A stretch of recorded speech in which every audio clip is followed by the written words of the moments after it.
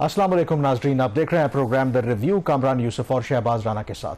The review में हम पाकिस्तान की मईशत, खारजा अमूर और नेशनल सिक्योरिटी से जुड़े मामलों पर बात करते हैं। आज से चंद साल पहले पाकिस्तान में तवानाई का ये बहरान था कि हमारी जो खपत थी बिजली की वो ज़्यादा थी, लेकिन जनरेशन कम थी।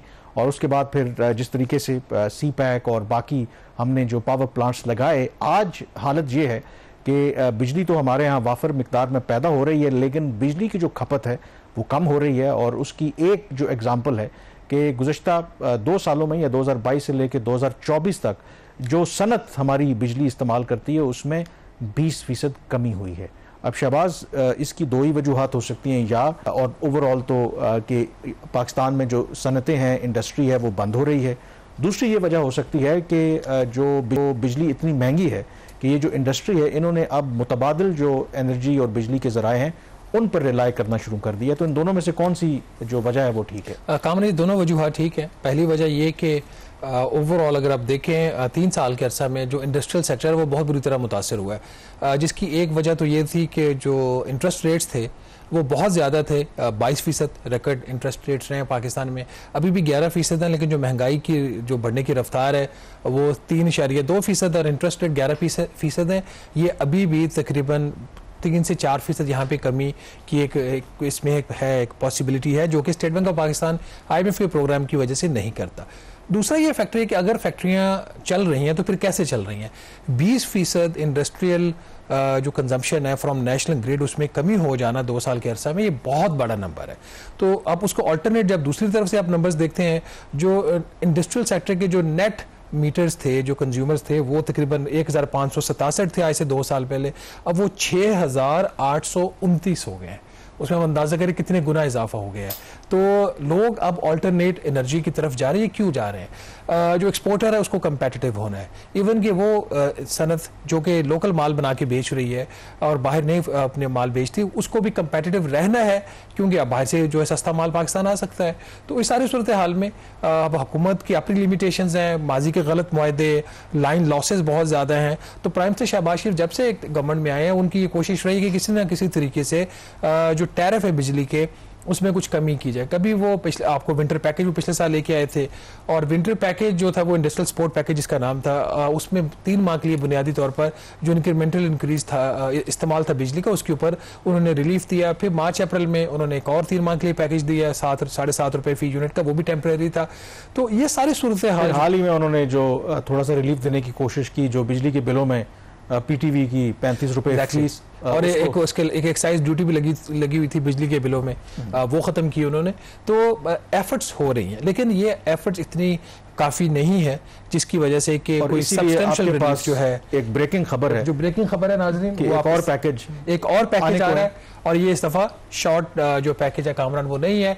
नाज़रीन, ब्रेकिंग खबर ये है कि हुकूमत ने इस हफ्ते जो फॉरेन डोनर्स और लैंडर्स हैं उनके साथ एक मीटिंग की है, जिसमें जो पावर डिवीजन है उन्होंने एक 3 साला इंडस्ट्रियल सपोर्ट पैकेज जो है वो उनके साथ शेयर किया है। और पैकेज की जो बुनियादी खतोखाल ये हैं कि जो एग्जिस्टिंग जो बिजली की कीमत है तकरीबन 33 रुपये फी यूनिट जो सनत के लिए, और 30 रुपये से कुछ ज़्यादा कीमत है जो ज़राअत का शोबा है उसके लिए। तो इसमें 10 रुपये की कमी, 10 रुपये 50 पैसे की कमी सनतों के लिए अगले 3 साल के लिए, और 7 रुपये 70 पैसे फी यूनिट कमी जो है एग्रीकल्चर सेक्टर, उसके लिए कमी हुकूमत ने प्रपोज की है। लेकिन ये जो कमी प्रपोज की है ये तमाम जो आपकी बिजली का इस्तेमाल होगा सनतों का और ज़राअत का, उसके ऊपर नहीं होगी। जो इजाफी बिजली इस्तेमाल होगी अगले 3 साल में, अगर आपने माजी में 100 यूनिट इस्तेमाल किया है तो उससे ऊपर 100 यूनिट से जो आपकी इजाफी इस्तेमाल होगी उसके ऊपर हुकूमत जो इंक्रीमेंटल इंक्रीज के ऊपर ये रिलीफ ऑफर करना चाह रही है। ये प्रपोजल किस्म का पहले भी सामने आया था, जिसको IMF ने शूट डाउन कर दिया था। इस दफा प्रपोजल पहले से बेहतर है, और प्रपोजल ये है कि हुकूमत ना कोई सब्सिडी देगी इसके ऊपर, और ना ही इसकी कोई जो है और किस्म की जो कॉस्ट होगी हुकूमत को बेयर करना पड़ेगी। इंक्रीमेंटल इंक्रीज जो आएगा जुलाई 2000 26 से लेके जून 2028 तक उस पर ये दिया जाएगा, लेकिन उसके लिए जो रेफरेंस पीरियड होगा, क्योंकि किसी से तो हुकूमत ने मुवाजना करना कि कहां से इजाफा हुआ है, दिसंबर 2023 से लेकर नवंबर 2024 का जो पीरियड होगा 1 साल का, उसका जो यूज होगा बिजली का, सनतों का, ज़राअत का, उसके रेफरेंस से जो इजाफी इस्तेमाल होगा उसकी बेस के ऊपर हुकूमत ये जो है वो पैकेज देने जा रही है। बड़ा पैकेज है, लेकिन होगा सिर्फ इंक्रीमेंटल के ऊपर, 10 रुपए फी यूनिट सनत के लिए और 7 रुपए 70 पैसे ज़राअत के लिए, सिर्फ इजाफी इस्तेमाल पे। अगर ओवरऑल अगर उनकी कॉस्ट को देखा जाए, पूरे बिजली के बिल के ऊपर अप्लाई किया जाए, तो फिर भी तकरीबन 2.25 रुपए फी यूनिट जो है कीमत वो कम होती है। कामरान, ये पैकेज जो था इस हफ्ते शेयर हुआ है लैंडर्स के साथ और डोनर्स के साथ, जिसमें फॉरेन एम्बेसीज के लोग भी थे, जो इंटरनेशनल फाइनेंशियल इंस्टीट्यूशन उनके भी लोग थे।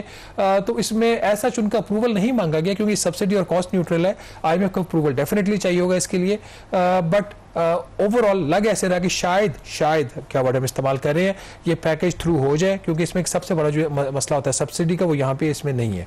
बिल्कुल, लेकिन उसमें जो इम्पोर्टेंट बात यही है कि क्या जो हमारी जो सनतें हैं, जो आपको पता है कि सबसे बड़ा जो अब इवन डोमेस्टिक भी लोग यूज़ कर रहे हैं, सोलर की तरफ जा रहे हैं और सबसे ज़्यादा, तो अगर जो लोग पूरी अपनी इंडस्ट्री को सोलर पर कन्वर्ट कर चुके हैं, तो उनके लिए तो शायद इतना आसान नहीं है कि इंसेंटिव के वो जो दोबारा उस पर वापस आएँ।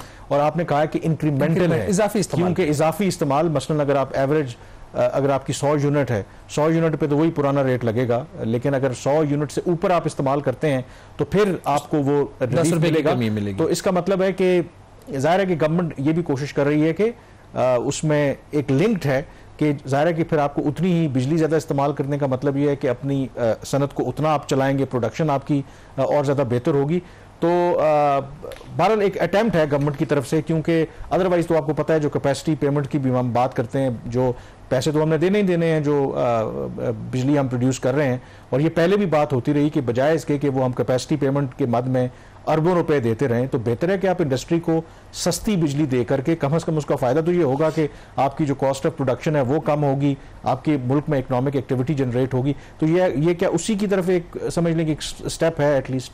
देखिए कामरान, इस वक्त जो एवरेज जो पावर परचेज प्राइस है ना, जिसमें आपकी आइडल कैपेसिटी पेमेंट भी पड़ती है, वो पहले कुछ 36 रुपए फी यूनिट के करीब थी। अब हुकूमत का ये ख्याल है कि जो टैरिफ रिवाइज हो रहे हैं, एनुअल बेस टैरिफ और बाकी कुछ चीज़ें, तो ये 33 रुपए के करीब आ जाएगी। अब इसमें अगर 18 रुपए का जो ये कह रहे हैं निकाल दिया जाए फिक्स प्राइस चार्ज इसकी जो है आइडल कैपेसिटी पेमेंट की, तो जो इनका नॉमिनल जो इनकी बनती है बाकी प्राइस इसकी वेरिएबल, वो कोई 18 और बचती है, कोई 18 रुपए फी यूनिट बनती है। तो हुकूमत का यहाँ पे नुकसान नहीं है। अब कर क्या रहे हैं, जो कि ये बिजली सिस्टम से गुजरनी है, जब ये बिजली सिस्टम से गुजरनी तो उसमें चोरी भी होनी है, उसमें टेक्निकल लॉस भी होना है। तो हुकूमत अपना जो मार्जिन है इसके अंदर बिल्ड कर रही है कि अगर 18 रुपए हमें पड़ती है घर में और इसमें हम खर्चे वर्चे भी डाल दें, ये बाकी नुकसान भी डाल दें, तो फिर भी इसकी जो प्राइस आ रही है वो 23 रुपए फी यूनिट तक हमें पड़ रही है। और ये देंगे बिजली कैसे?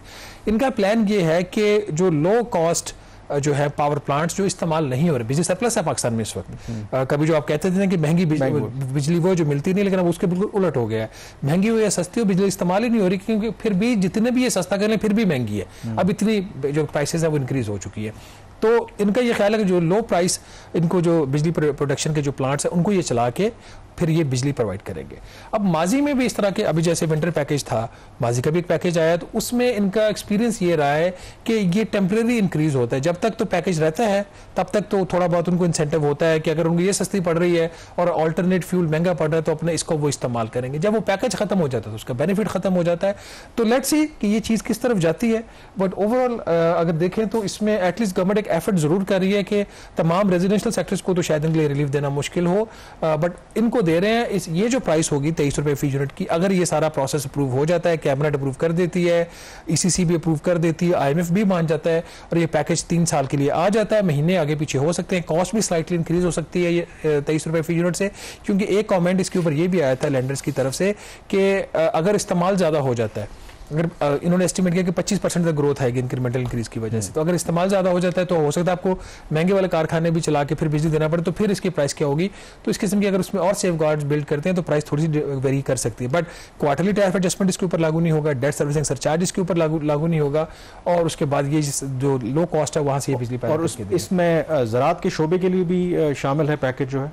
इस ज़रात का बिल्कुल है, ज़रात का अभी 30 रुपये कुछ पैसे का फी यूनिट है जो कि इनका बनता है। इसके बाद राइट नाउ इट इज़ 30 रुपये 75 पैसे फी यूनिट जो इनके एस्टिमेट है, उसको भी 7 रुपये 77 पैसे की रिलीफ देंगे और वो भी इंक्रीमेंटल के ऊपर 22 रुपये 98 पैसे जो है उसकी रिवाइज प्राइस इनकी होगी ज़रात के लिए भी।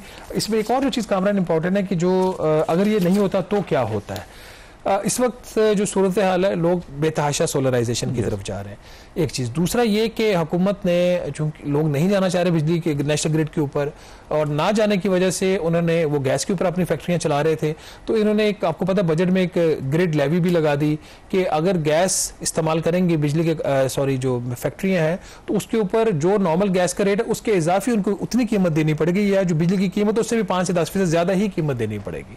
तो वो उन्होंने एक लेवी लगा दी, तो लोगों को ये फोर्स कर रहे हैं, तो उसके तरफ ये ना जाए लोग, अल्टरनेट की तरफ और नेशनल ग्रिड की तरफ आए। बट आज भी मेरी किसी सनतकार से बात हो रही थी, वो ये कह रहे थे कि हुकूमत जितनी भी सस्ती कर ले, हमें अल्टरनेट फ्यूल जो है वो ज़्यादा सस्ते पड़ रहे हैं, तो हम फिर क्यों नेशनल ग्रिड की तरफ जाएंगे। लेकिन उनकी सिर्फ एक मजबूरी रह जाती है सनतों की कि उनको एक मिनिमम बेस टैरिफ चाहिए, बेस लोड चाहिए होता है। अगर तो बेस लोड का उनके पास इंतजाम हो जाता है तो फिर शायद कुछ अरसे के बाद ये, अगर हुकूमत ने बिजली की कीमतों में कमी ना की मुसलसल उसके ऊपर और एक ड्यूरेबल बेस के ऊपर, तो फिर लोग बेस्ड लोड का भी कोई ना कोई सोल्यूशन निकालेंगे। टेक्नोलॉजी जो है इतनी ज़्यादा फास्ट आ रही है। मैं अभी पाकिस्तान के जो one of the richest persons उनकी जो फैक्ट्रियां हैं वो अब जा रही हैं उसके ऊपर, या सोलर के ऊपर जा रही हैं, विंड के ऊपर जा रही हैं। कुछ उसकी बैकअप में उन्होंने बैटरीज का भी, जनरेटर्स का भी इस तरह इस्तेमाल उन्होंने किया हुआ है। तो अगर बड़े बड़े जो हमारे जो बिजनेस ग्रुप्स हैं, अगर वो नेशनल ग्रिड को छोड़ गए, और जो कि एविडेंट हो रहा है कि 20% इंडस्ट्रियल कंजम्पशन में कमी, और इंडस्ट्री के अंदर आपको पता है सिवाय इसके जहां पे कोई मिली बकत के साथ चोरी हो रही हो, इंडस्ट्री की जो रिकवरीज हैं ऑलमोस्ट 100% होती हैं, क्योंकि बड़े बड़े यूनिट्स होते हैं, इनकी कंजम्पशन ज्यादा होती है, बिलिंग इनकी ज्यादा होती है, लॉसेस कम होते हैं, खर्चा भी कम होता है।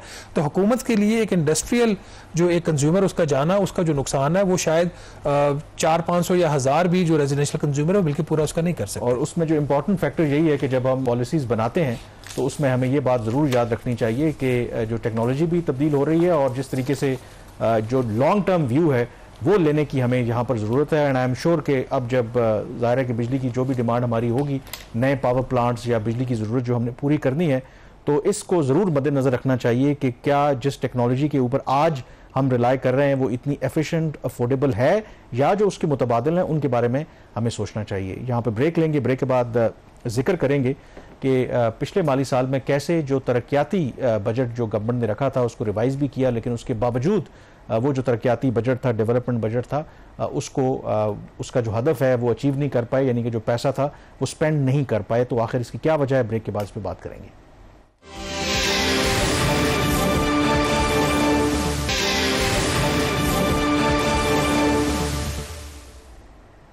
जी, ब्रेक के बाद एक दफ़ा फिर आपको खुशामदीद कहते हैं। पिछले माली साल का भी हम जायज़ा ले रहे हैं, और जो एक अहम एलिमेंट होता है बजट का, वो आपका डेवलपमेंट बजट है। और डेवलपमेंट बजट जितना ज़्यादा होगा, जितनी उसकी स्पेंडिंग होगी, उससे आपको नज़र आएगा कि उस मुल्क में जो मुआशी तरक्की है उसकी रफ्तार कितनी है। लेकिन पाकिस्तान में शहबाज, अगर आप देखें पिछले माली साल, तो जो हमने ओरिजिनल पहले तो जो रकम रखी थी, पैसे रखे थे गवर्नमेंट ने, उसको भी रिवाइज किया। उसको रिवाइज करने के बावजूद उसको 3 दफ़ा रिवाइज किया, और फिर भी जो रिवाइज जो फिगर है 3 दफ़ा करने के बावजूद वो पैसा भी हम वो स्पेंड नहीं कर पाए। तो क्या इसकी वजह है? हुकूमत की नालायकी है, या खुद हुकूमत जो मुआशी तरक्की का पहिया है उसको फिलहाल इतना तेज़ नहीं चलाना चाहती कि जिसकी वजह से हमारे मसाइल बढ़े? देखिए, अगर मुआशी तरक्की का पहिया आपने तेज़ नहीं चलाना तो आप पैसे कम रखो। किसी ने गवर्नमेंट को फोर्स तो नहीं किया। अगर गवर्नमेंट की अपनी कोई पॉलिटिकल कंपल्शन है तो फिर उसको रिलीज़ भी करो पैसों को। पिछले माली साल में इन्होंने 1400 अरब रुपए का तरक्याती बजट रखा था, जो हम पहले दिन से कह रहे थे कि इन्होंने बहुत ज़्यादा बजट रखती है, इतनी ना इनके पास स्पेस है और ना इनके पास वसाइल है उसके लिए खर्च करने के लिए। तो इन्होंने जब 1400 रखा, फिर वो उसकी वजह से तनख्वाहदार तबके के ऊपर भी बेतहाशा बोझ पड़े, जो कि हमने कल के प्रोग्राम में जिसका जिक्र भी किया। तो इसमें फिर जब इन पे प्रेशर आया, और फिर हुकूमत उस वक्त जो है बिजली की कीमतों में बहुत ज़्यादा इजाफा कर चुकी थी, फिर एक मखसूस क्लास के लिए जो यूज़र्स थे बिजली के, उनके लिए कमी करने के लिए जो बजट 1400 अरब रुपये से कम कर इन्होंने पहले उसको 1100 साढ़े 1100 अरब रुपया किया, उसकी वजह से, फिस्कल स्पेस की वजह से, क्योंकि प्राइमरी बजट का नंबर नहीं तय हो रहा था। फिर बजट जो बिजली के ऊपर सब्सिडी देने के लिए उसको फर्दर कम करके 1100 अरब रुपया कर दिया गया। लेकिन through out the fiscal year numbers जो था वो कम ही रहा खर्चे का। फाइनेंस मिनिस्ट्री जो थी वो रिलीज नहीं कर रही थी, जो प्लानिंग मिनिस्ट्री थी वो ऑथोराइजेशन किए जा रही थी। सूरत हाल ये बनी कि पहले जो 10 माह थे माली साल के, जुलाई से लेके अप्रैल तक तकरीबन 449 अरब रुपया सिर्फ खर्च हो चुका। कहाँ 1100 अरब रुपया रिवाइज और कहाँ 449 अरब रुपया। फिर रेस पकड़ी हुकूमत ने और 449 जो है वो 30 जून को बढ़कर हो गया 905 अरब रुपया।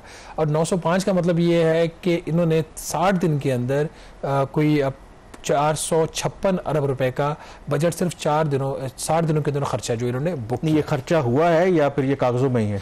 नहीं, ये खर्चा हुआ होगा, इसलिए कि मैंने एहसन इकबाल जो प्लानिंग के मिनिस्टर हैं, खबर करने से पहले उनसे रब्ता किया था कि इतनी स्पीड से अब कैसे खर्च कर लिया आपने। उनका ऐसा नहीं होता कि काम रुक जाता है, काम होता रहता है। सिर्फ ये है कि फिजिकल प्रोग्रेस हो रही है और फाइनेंशियल प्रोग्रेस नहीं हो रही। पैसा जो है वो फाइनेंस मिनिस्ट्री रिलीज नहीं करती, बल्कि वो तो ये कह रहे थे कि ये जो 905 अरब है ये हमने 1000 अरब रुपए पे ले जाना था। आखिरी दिनों में जो accountant general for Pakistan revenue है, AGPR, उन्होंने अदायगियां करना बंद कर दी। ये एक बड़ा अनयूजुअल चीज़ है। और मुझे कुछ जरा ये भी बता रहे हैं कि वो जो इनका जो ऑनलाइन सिस्टम होता है AGPR का, जहाँ पे ये जो बिल्स होते हैं अपलोड होते हैं, वो कोई ज़्यादा प्रॉपरली फंक्शन नहीं किया उसने आखिरी दिनों में। और उसकी जो सबसे बड़ी वजह, अगेन मैं आपको यहाँ पे एक्सक्लूसिव खबर दे रहा हूँ, उसकी वजह ये थी कि जो नंबर था प्राइमरी बजट का वो पूरा नहीं हो रहा था 30 जून को। तो इनको नजर आ रहा था कि प्राइमरी बजट का जो हदफ है सरप्लस का, जो IMF से तय किया हुआ है, वो हासिल नहीं होगा। तो फिर इन्होंने खर्चे तो हो गए, उसकी अदायगियों के ऊपर उन्होंने एक ब्लॉक लगाया। और ब्लॉक लगाने के बाद तकरीबन यहाँ पे 90 अरब रुपया कम से कम यहाँ से उन्होंने PSDP से बचाया। इसमें एक वजाहत जरा करें कि आमतौर पर ये जो भी बजट आप रखते हैं 30 जून को ज़ाहिर खत्म हो जाता है, तो इस केस के अंदर अगर आपने डेवलपमेंट बजट के अगेंस्ट अगर स्पेंडिंग नहीं की, वो लैप्स कर जाता है या आप आगे वो ट्रांसफर? नहीं, ये लैप्स कर जाए, लैप्सेबल होता है। ये पैसा लैप्स हो जाए। बट एक बड़ा ही एक इंटरेस्टिंग इसके अंदर एक एंगल भी बनता है। प्लानिंग मिनिस्टर खर्चे करना चाहते हैं क्योंकि बजट में पैसा पड़ा हुआ है। फाइनेंस मिनिस्ट्री जो ज़्यादातर अब अकाउंटिंग मिनिस्ट्री बन के रह गई है, फाइनेंस मिनिस्ट्री खर्चा होने नहीं देती क्योंकि IMF के अहदाफ पूरे नहीं होने। अब खर्चा वो है जो बजटेड है, ऐसा नहीं है कोई इजाफी खर्चा। ठीक है, तो होता क्या है कि पैसा जो है वो सरप्लस हो जाता है या सेव हो जाता है। इनकी तो चले बजट का तो हदफ इनका जो था सरप्लस का वो पूरा हो गया। अब इसमें इंटरेस्टिंग एस्पेक्ट ये है कि जब ऑडिटर जनरल ऑफ पाकिस्तान जो है AGPA, वो जब इसका ऑडिट करते हैं खर्चे का, आपको पता है कि अगर पैसा ज्यादा खर्च हो जाए, एक्सेस 100 रुपया बजट एलोकेट हुआ और 110 रुपये खर्च हो गया है, तो 10 रुपये का एक्सेस का एक पैरा बनता है। उसका जो पैरा है फिर वो पब्लिक अकाउंट्स कमेटी के पास जाता है, वो उसको सेटल करती है। और अगर 100 रुपया रखा और 90 रुपये खर्चा हुआ, फिर भी पैरा बनता है। फिर पैरा इसलिए बनता है कि हमारे पास वसाइल पहले नहीं, हमने आपको 100 रुपया बड़ी मुश्किल से दिया, आप 100 भी खर्च नहीं कर सके, तो बताएं क्यों आपने 100 ने खर्च किया, आपने 90 क्यों खर्च किया। अब यहाँ पे हुकूमत खुद ही पैसा रखवाती है, खुद ही AGPR को कहती है जी कि आप पैसा रिलीज ना करें, हमारे हदाफ पूरे नहीं हो रहे। और वो फिर AGP जो है वो जाकर ऑडिट पैरा बना देता है, वो PAC में जो है वो इदारे जो है वो पेशिया भुगत रहे होते हैं। तो ये गलत निज़ाम यहाँ पे एक बना हुआ है। अच्छा, अब इसमें चलें, ये हदफ तो ओवरऑल तो नहीं अचीव हुआ, लेकिन एक हदफ जो है उससे ज़्यादा इन्होंने स्पेंड किया। और वो हमारे जो पार्लियामेंटेरियंस हैं उनकी जो स्कीम्स होती हैं उसके तहत जो पैसा खर्च किया जाता है, कोई ऑलमोस्ट 61 अरब रुपए इन्होंने पिछले माली साल में खर्च किया है। और ये ज़्यादा है जो डाउनवर्ड रिवीजन भी की थी। बजट ये 25 अरब था। तो ये क्या, तो इसका मतलब है कि जो पैसे जिन्होंने निकलवाने होते हैं वो निकलवा लेते हैं। तो यहाँ पे पार्लियामेंटेरियन की जो स्कीम है इसमें वेस्टेज बहुत ज़्यादा है। नॉर्मली जो कोई भी प्रोजेक्ट है वो जो अप्रूव होता है उसको central development working party approve करती है, जिसको डिप्टी चेयरमैन प्लानिंग कमीशन या प्लानिंग मिनिस्टर चेयर करते हैं। फिर executive committee of the national economic council है जिसको चेयर डिप्टी प्राइम मिनिस्टर करते हैं। तो उनके जो बॉडीज हैं, फोरम्स हैं, उसके प्रोसेस से होकर ये प्रोजेक्ट अप्रूव होती हैं। ये जो पैसा है ना, जिसको ये SDGs का पैसा कहते हैं, सस्टेनेबल डेवलपमेंट गोल्स के नाम पे खर्च करते हैं, एसेंशियली ये पार्लियामेंटेरियंस या जो ब्यूरोक्रेसी होती है नीचे डिस्ट्रिक्ट लेवल पे, उनकी रिकमेंडेशन पे खर्च हो रहा होता है। तो इसकी कोई उस तरीके से जो एक जितना स्ट्रिंजेंट प्रोसेस बाकी प्रोजेक्ट्स के अप्रूवल का है और उसकी स्क्रूटनी होती है, उस तरीके से इनका भी नहीं होता। यहाँ पे वेस्टेज ज़्यादा है। ये ज़्यादातर प्रोजेक्ट्स हैं जहाँ पे जो पॉलिटिकल कंपल्शन है गवर्नमेंट की, वो उसको आ रही थी। लेकिन कामरान एक और भी चीज़ है, अगर 1100 अरब रिवाइज था और 1100 अरब खर्च नहीं हुआ तो वजारत ख़जाना का तो फ़ायदा हो गया, लेकिन एक और हुकूमत का एक और भी नुकसान हो गया। और वो नुकसान ये है कि जब इस साल का आपको पता है पिछला माली साल जो ख़त्म हुआ है उसमें हुकूमत का दावा है कि इकॉनमी ने ग्रो किया 2.7% थे। अब ये 2.7% की जो ग्रोथ है, इसके पीछे जो साइंस है वो ये है कि इसमें जो डेवलपमेंट स्पेंडिंग का जो बजट था इन्होंने 1100 अरब रुपया उसमें रखा हुआ था। हालांकि ये हमने उससे पूछा, ये मैं की बात है, मैं तक हार्डली कोई 500-550 अरब रुपया खर्च हुआ था। तो हमने इनसे कहा कि 550 अरब रुपया खर्च हुआ है, अब कैसे 1100 अरब रुपए की अजम्पशन के ऊपर आपने ये जीडीपी ग्रोथ का जो नंबर निकाली। ये जो पीएसडीपी होता है ना, पब्लिक सेक्टर डेवलपमेंट प्रोग्राम, फिर इन्वेस्टमेंट को फीड करता है, फिर आगे उसके और वेरिएबल्स होते हैं, तो फिर जाके जीडीपी ग्रोथ में वो उसकी कॉन्ट्रीब्यूशन आती है। तो ये हमने कहा जी ये तो 2.7 का नंबर ही आपका गलत है। बाकी जो फैक्टर्स अपनी जगह पे, लाइफ स्टॉक वाला हो गया, पावर सेक्टर की सब्सिडीज वाला हो गया, ये 1100 का बजट आपने कैसे की बेस के ऊपर 2.7 नंबर निकाले। उनके 1100 खर्चा हो जाएगा। अब हो गया खर्चा 905 अरब। तो मैंने किसी को फोन किया 2 दिन पहले, स्टोरी करने से पहले, मैंने कहा वो जो 2.7% नंबर है जीडीपी ग्रोथ का, अब तो वो तो खर्च जो आपने करना था उतना तो हुकूमत ने किया नहीं है, अब क्या होगा। उन्होंने कहा जी नंबर डाउनवर्ड रिवाइज हो जाएगा, कोई बड़ी बात नहीं है। तो ये इस तरह की जो चीज़ें होती हैं, तो इसलिए बाकी जो फैक्टर्स अपनी जगह पे उनको अगर कांस्टेंट भी रहें, तो सिर्फ इस बेस के ऊपर भी नॉमिनली जो जीडीपी ग्रोथ का जो नंबर है वो रिवाइज होगा। यहाँ पे हमारे एक हमेशा एक रवैया रहा है कि ज़्यादा बजट रखो, ज़्यादा खर्चा करो, इसकी पब्लिसिटी भी ज़्यादा हो जाती है, अखबारात में खबरें भी आ जाती हैं, टीवी पे भी चल जाती हैं, लेकिन जो प्रूडेंट स्पेंडिंग है, खासतौर पर डेवलपमेंट स्पेंडिंग, वो बहुत खासतौर पर जिन हालात में पाकिस्तान इस वक्त गुजर रहा है, अगर वफाकी हुकूमत को कहीं खर्चा करना है, जो एसेंशियल है वो बड़े डैम्स हैं, बड़े रोड्स हैं, सकर हैदराबाद मोटरवे है, दयामिर बादशाह डैम है, मोहम्मद डैम है, इन जगहों पर खर्चा करना है।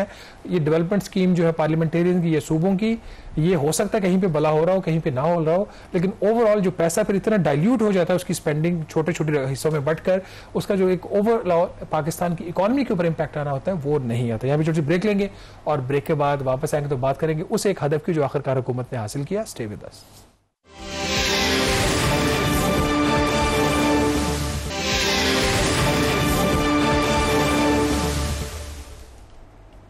जी, ब्रेक के बाद एक दफ़ा फिर आपको खुश आमदीद कहते हैं। वैसे तो हुकूमत बजट में जितने अहदाफ रखती है, बहुत कम ऐसा होता है कि उन अहदाफ को मीट कर पाती है, लेकिन एक हदफ पिछले माली साल ना सिर्फ अचीव क्या हुआ, बल्कि जो हुकूमत के अंदाजे गलत हुए, जो पाकिस्तान की आवाम के लिए बेहतर था, यानी कि जो महंगाई के बढ़ने की जो शरह थी, उसकी हमने इन्फ्लेशन का टारगेट 12% रखा था, लेकिन अनएक्सपेक्टेडली 4.5% जो इन्फ्लेशन रेट रहा। और आवाम के लिए तो ये अच्छा है, लेकिन इतना बड़ा गैप क्यों है? आमतौर पर तो देखें, गवर्नमेंट इन्फ्लेशन का नंबर एक ऐसा होता है कि कोशिश गवर्नमेंट की यही होती है कि उसको कम ही दिखाया जाए, और जो हमारी प्रैक्टिस रही है कि अगर 12 है तो हो सकता है कि वो 13 या 14 पे जाके रुके, लेकिन यहाँ पर तो बिल्कुल रिवर्स हो गया। 12% टारगेट था आपका, 4.5% पे आके रुके हम। कामरान 2-3 बड़े फैक्टर्स इसके अंदर हैं। नंबर 1, उस वक्त जब ये बजट बन रहा था तो हुकूमत ने तो 12 का हदफ रखा था, 12% का। वर्ल्ड बैंक, एडीबी, IMF ये तकरीबन 15% की इन्फ्लेशन रेट की रेंज दे रहे थे, वो इससे भी ज़्यादा एक्सपेक्ट कर रहे थे। फिर जब पहले 2-3 माह के नंबर्स आए तो वर्ल्ड बैंक और IMF ने इसका नंबर को डाउनवर्ड रिवाइज कर दिया, 10% के ऊपर, फिर फर्दर रिवाइज कर दिया, बट हुकूमत ने उसको अपना टारगेट वही रखा 12% का। उस वक्त जब ये साल शुरू हो रहा होता है, उसमें हाई इन्फ्लेशन का जो टारगेट है, इन अ वे वो IMF का पर्पस सर्व करता है। हाई इन्फ्लेशन टारगेट की बेस के ऊपर हाई इंटरेस्ट रेट वो स्टेट बैंक से डिटरमिन करवाते हैं और इकोनॉमी को वो स्लो डाउन करवाते हैं, उसकी ग्रोथ को। जो फैक्टर्स हैं जिसकी वजह से ये जो नंबर है वो हदफ से भी बहुत बेहतर है, सबसे बड़ा फैक्टर तो फूड प्राइसेस हैं।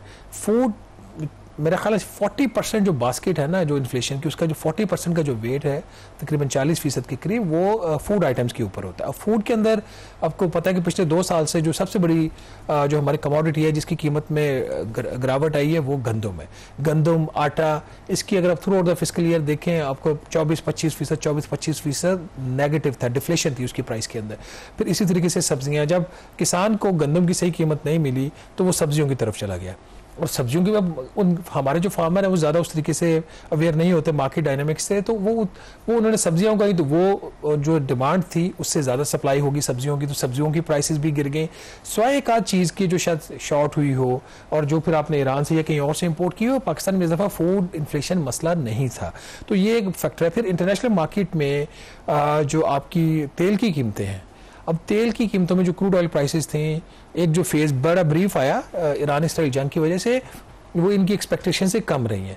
मेरे ख्याल तकरीबन आलमी मंडी में 15% कम इनकी प्राइसेस थी क्रूड ऑयल की, अगर उसको पिछले साल के मुकाबले में देखा जाए, जिसकी वजह से बहुत बड़ा फैक्टर है। होना तो ये चाहिए था कि जो तेल की कीमतें कमी हुई आलमी मंडी में, उसका फायदा आवाम को दिया जाता। इन्होंने 60 रुपए फी लीटर से पेट्रोलियम लेवी शुरू की और इन्होंने 78 रुपए फी लीटर पे पेट्रोलियम लेवी का खत्म किया कि जी ये जो हम रिलीफ है ये पास ऑन नहीं करेंगे। अब लोगों को आदत पड़ गई है, वो हाई कीमत जो है वो पे कर रहे हैं पेट्रोल और डीजल की, तो ये वो अच्छी अप्रोच नहीं है। वो जो 250 रुपए, 240 रुपए, 300 रुपए तक भी पिछले साल में किसी टाइम पे गई है तेल की कीमत, लोग मजबूर थे, उनसे मजबूरी में दिया गया, तो मजबूरी को आदत हुकूमत को नहीं बनाना चाहिए। तो ये 2-3 बड़े फैक्टर्स थे जिसकी वजह से जो है कीमतों में कमी है। एक चीज़ इन सारी चीज़ों पे जहाँ पे कम हो रही थी वहाँ पे कुछ चीज़ें बढ़ भी रहे थे। जो टॉप ऑफ द लिस्ट है वो चीनी है, और चीनी के ऊपर हुकूमत का फैसला इंतहाई गलत था। हुकूमत ने तकरीबन 7.5 लाख टन, 7,65,000 मीट्रिक टन चीनी बरामद की पिछले साल। अब वो इसको दरामद करने की इजाज़त दे रही है। पहले हमने एक्सपोर्ट की, अब हम इंपोर्ट कर रहे हैं, और उसकी वजह से चीनी की कीमतों में मुसलसल हर हफ्ते इजाफा हो रहा है, हर महीने इजाफा हो रहा है। और सूरत हाल अब इस वक्त ये है कि हुकूमत खुद मजबूर हो गई है कि ये मान लिया है। बल्कि एक मीटिंग हुई कल प्लानिंग मिनिस्ट्री में, जहाँ पे पाकिस्तान ब्यूरो स्टैटिस्टिक्स ने एक ब्रीफिंग दी शुगर की कीमतों के ऊपर। उन्होंने कहा जी कि जो उनकी इलामिया के अंदर ये चीज़ आई कि पाकिस्तान के हर शहर में तकरीबन अब चीनी की कीमत 190 रुपए फी किलो होगी। ये हुकूमत कह रही है, ये PBS कह रहा है, ये हम नहीं कह रहे हैं, और प्लानिंग मिनिस्ट्री अपनी प्रेस स्टेटमेंट में ये बात कह रही है। तो गलत फैसलों की वजह से समटाइम्स जहाँ पे इवन के आप लो इन्फ्लेशन के भी आपकी एक एनवायरनमेंट चल रहा हो, तो कुछ ऐसे कमोडिटीज होते हैं जहाँ पे लोगों को कीमत पे करना पड़ती है। अब इसमें जो नुकसान क्या होता है कि देखें, प्रोजेक्शन आपने 12% पे की हुई थी, एंड पे 4.5% हुआ, और आपको पता है कि बड़ा गहरा ताल्लुक है आपकी इन्फ्लेशन का और इंटरेस्ट रेट का, और इंटरेस्ट रेट भी उसी मुताबिक हम कर रहे थे, 11% है आज भी। तो अगर सही तरीके से प्रोजेक्शन की होती, एक बहुत बड़ा बीच में गैप है, यही इंटरेस्ट रेट अगर आज कम होता तो काफ़ी इंडस्ट्री को ओवरऑल फ़ायदा होता। देखिए कामरान, ये जो चीज़ है ना, हुकूमत बची नहीं है। स्टेट बैंक ऑफ पाकिस्तान भी कोई मतलब उसको पता नहीं है कि मार्केट डायनामिक्स क्या हैं, ये गलत पॉलिसीज़ हैं। और इसके हवाले से हम क्वाइट हैप्पी नाज़रीन कि एक economic policy and business development के ऊपर एक नया थिंक टैंक बना है इस नाम से। उन्होंने एक अपने एक स्टेटमेंट जारी किया है कि उन्होंने कहा जी कि ये जो हुकूमत की पॉलिसी गारंटेड प्रॉफिट्स दे रहे हैं ये कमर्शियल बैंकों को, उसकी वजह से पाकिस्तान की इकोनॉमी का नुकसान हो रहा है। और 6% तक इंटरेस्ट रेट हो सकता है जो आज 11% रखा हुआ है, और 11% पे रख कर 3,000 अरब रुपए का सालाना हुकूमत नुकसान करिए। और भी बात कर रहे हैं, उसमें जो नई आवाज ऐड हुई है ये इकोनॉमिक पॉलिसी थिंक टैंक की हुई है। अब जरूरत है समर किया कि स्टेट बैंक ऑफ पाकिस्तान इसकी जो अगली मॉनेटरी पॉलिसी है उसमें कोशिश करे कि इंटरेस्ट रेट को सिंगल डिजिट में लाए।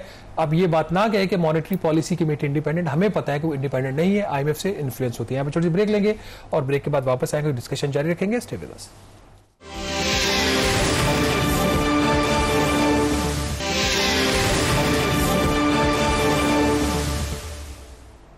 जी, ब्रेक के बाद एक दफ़ा फिर आपको खुशामदीद कहते हैं। पाकिस्तान की फॉरेन पॉलिसी की अगर आप बात करें तो हालिया अरसे में आप मेरे ख्याल में समझ सकते हैं कि पाकिस्तान कोशिश कर रहा है कि अपने जो रिलेशनशिप हैं, जो अपने इंटरेस्ट को प्रोटेक्ट करने के लिए बड़ी ताकतों के साथ भी रिलेशनशिप रखे, और जो रीजन के ममालिक हैं उनके साथ मिलकर जो इंडिया से हमें बड़े ख़तरात हैं उसको किस तरीके से काउंटर किया जाए।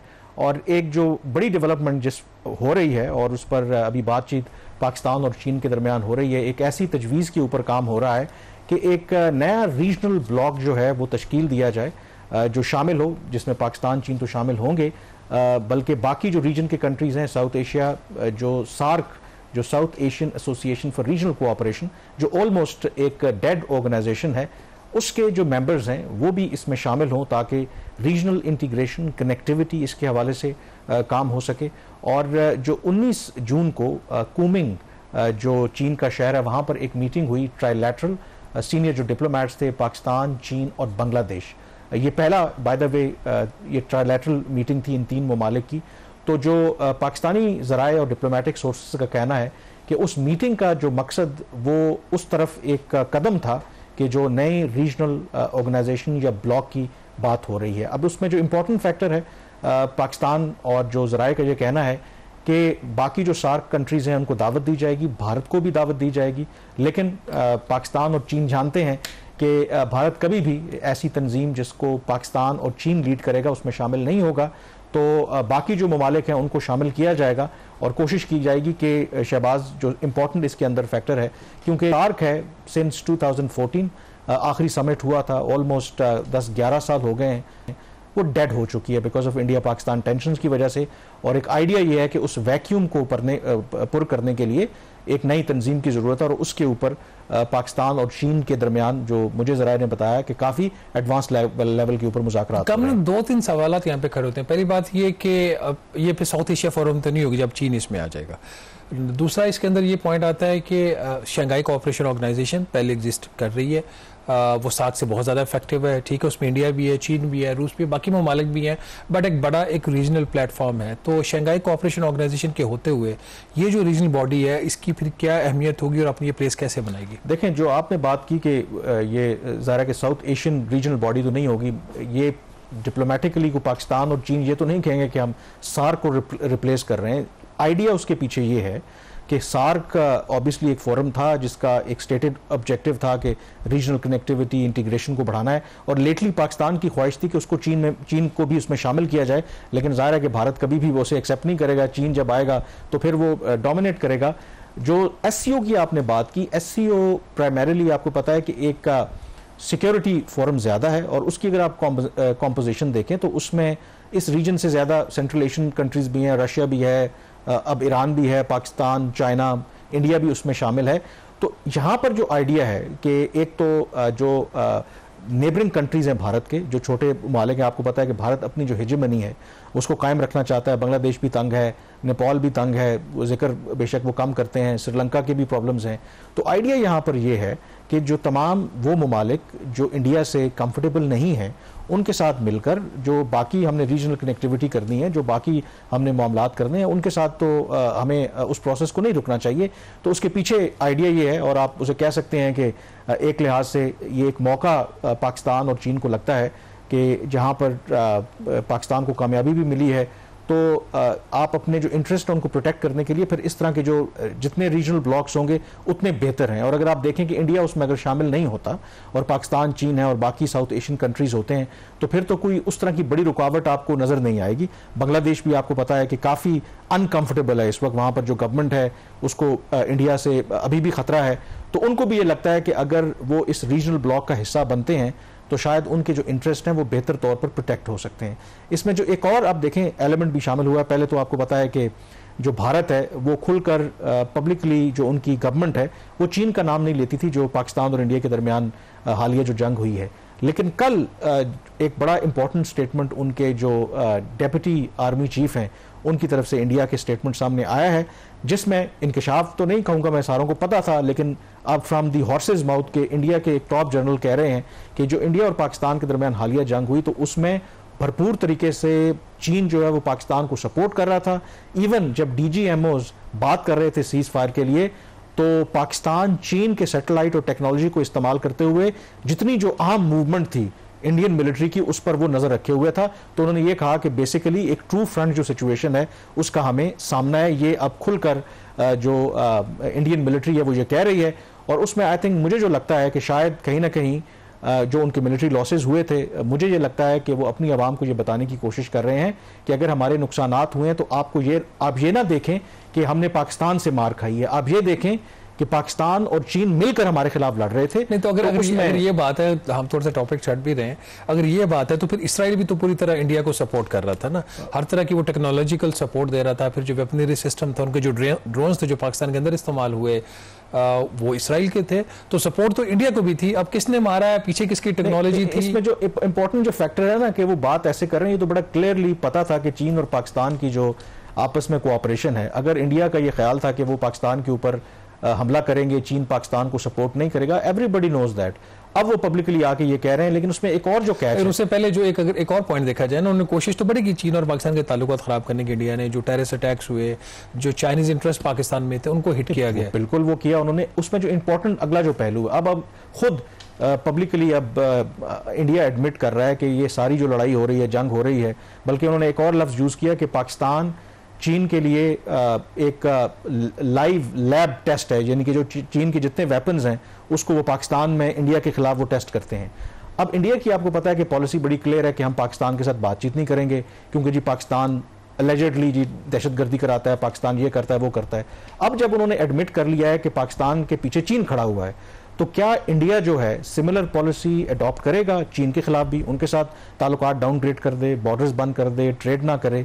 लेकिन कैस वॉट, 13 जुलाई को जो इंडिया के फॉरेन मिनिस्टर एस जयशंकर वो बीजिंग जा रहे हैं, तो वो जो अगर मान लेना उनकी बात कि असल लड़ाई तो हमारी चीन के साथ है, पाकिस्तान वो कहते हैं कि चीन की एक प्रॉक्सी है और हमने फिर पाकिस्तान के साथ पाकिस्तान, तो फिर इसका मतलब है कि एक छोटा प्लेयर है ना, मतलब चीन के साथ आप क्यों एंगेज करते हैं? जो इंडस बेसिन ट्रीटी के ऊपर भी मसला है कि अगर पाकिस्तान का पानी भारत रोकता है, जो वो रोकने की कोशिश करना शुरू कर दी है उसने, तो फिर अल्टीमेटली फिर अगर चीन को डायरेक्टली पाकिस्तान के साथ क्लब किया जाएगा तो फिर चीन जो है वो फिर भारत का पानी रोकेगा। एक और जो चीज़ आप कह रहे हैं कि ये जो नई बॉडी बनेगी रीजनल, इसकी जो मेंबरशिप की ऑफर भारत को भी जाएगी, भारत को भी जाएगी। सो लेट्स अस्यूम कि भारत को ऑफर जाती है और भारत उसकी मेंबरशिप एक्सेप्ट कर लेता है और मेंबरशिप एक्सेप्ट करने के बाद इसको भी उसी तरीके से डिसफंक्शनल कर देता है जिस तरह साक को किया, तो फिर नई बॉडी का फायदा तो नहीं हुआ ना। लेकिन मेरा ख्याल है कि इतना तो हमें भी पता है, मेरा नहीं ख्याल कि भारत जो है उसको एक्सेप्ट करेगा। हाँ, अगर भारत समझदार हो तो एक्सेप्ट करे ताकि बैठ जाए, ताकि जो असल ऑब्जेक्टिव्स हैं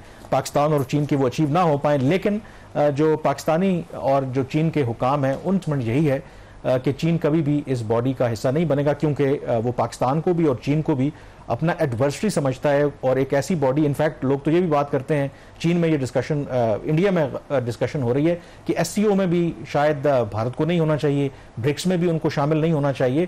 तो लेकिन अगर चीन थोड़ा इंडिया क्लेवर हो तो मे बी वो कहे कि ओके हम इसमें शामिल होते हैं, बट गिवन के उनके जो डाइवर्जेंट इंटरेस्ट हैं, यानी कि जो उनके इंटरेस्ट हैं और बाकी जो रीजन की कंट्रीज हैं उनके जो इंटरेस्ट हैं आपस में अलाइन नहीं करते, तो मेरा ख्याल है कि एक बहुत बड़ा सरप्राइज होगा कि अगर चीन और पाकिस्तान एक रीजनल बॉडी बनाएं, भारत को उसमें शामिल होने की दावत दें और भारत उसको कबूल कर ले, ये मेरे ख्याल में होता नजर नहीं आ रहा। प्रोग्राम द रिव्यू से इतना ही। कामरान यूसुफ और शहबाज राना को इजाजत दीजिए। अल्लाह हाफिज।